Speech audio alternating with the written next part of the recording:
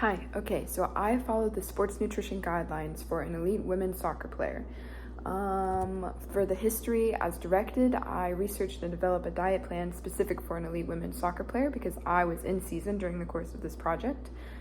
I found a few articles with guidelines specific for women. As soccer is growing more popular and the number of active female players is increasing, there's a greater demand for highly specific nutrition guidelines.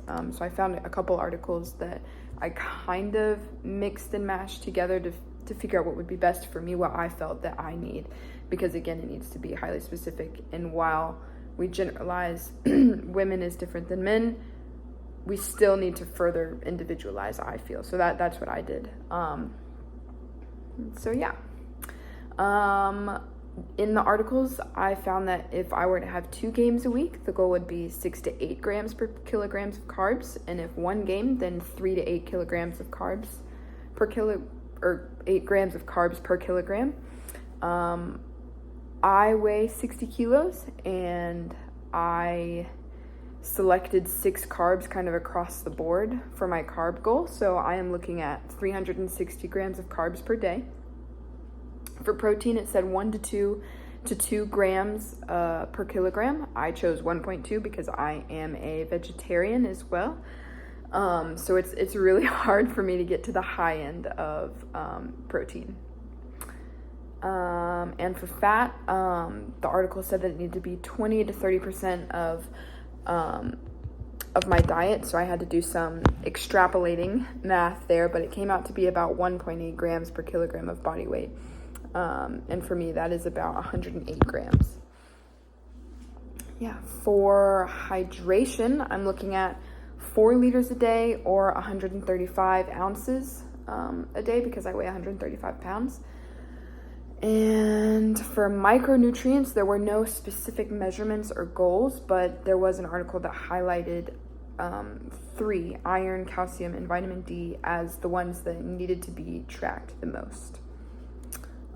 So during my diet, I was in season, so it was really difficult kind of when we traveled to establish kind of a routine of eating. So it's kind of all over the place when we start to travel. All the food's a little bit different. Sometimes I remembered to bring snacks, sometimes I didn't. So sometimes the calories are a little bit lower, and across the board, all of the macronutrients are a little bit lower on the days that we traveled. And you'll see that in the breakdown of it. Also the last 2 or 3 days of this diet project, we had already finished our season. So I kind of drastically cut calories because I was not playing 2 games a week. So I did not need anywhere near the amount that I needed for playing 2 games a week. I think it's also important to mention for my project here that I struggled with an eating disorder for 2 or 3 years in high school, relatively badly, and I felt that kind of the downward spiral into that eating disorder was counting my calories, so this was a pretty daunting exercise to do. And while I don't think that it was completely triggering, and I definitely made it through and I'm fine now, but it was pretty hard. There was a little bit of maybe PTSD is the word. Definitely I fell back into some habits that I'm gonna have to break now after counting calories. But yeah, so some of the days are not where they should be because I would eat a lot in the mornings and then I'd be counting the calories, and then I reach a certain point where back in high school, back during the prime of my eating disorder, that's where I would have cut it. And it was kind of hard for me to push past that. So I would kind of not eat at the end of the days. So that's that. I did try my best to meet the goals, but as I said, a little bit psychologically inhibited there.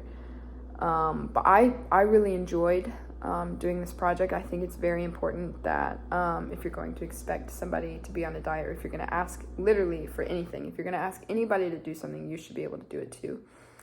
And I take that into coaching for soccer and for sports performance. If I'm going to be coaching up a lift, I need to know how to do it before I ask somebody else how to do it.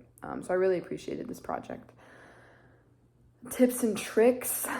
I found that carrying a bigger water bottle was really helpful because it was just kind of there all the time, so I drank it when I got bored.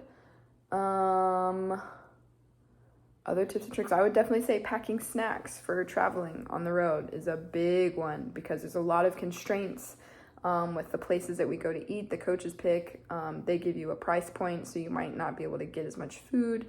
So bringing snacks is really big. But yeah, thank you.